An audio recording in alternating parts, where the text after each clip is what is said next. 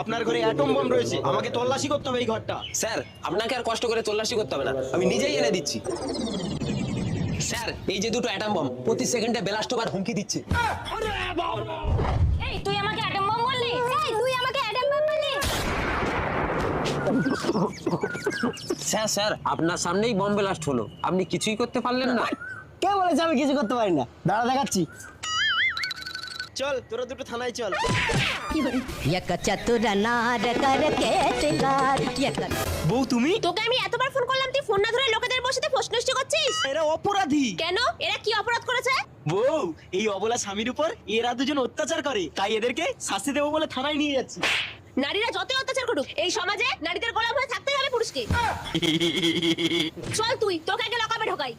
Sir আমি যেন পরের জন্মে মেয়ে হয়ে জন্মাই। আরে পরজন্মে কি রে বেটা, আমি তো এই জন্মেই লিঙ্গ চেঞ্জ করার অপারেশন করব।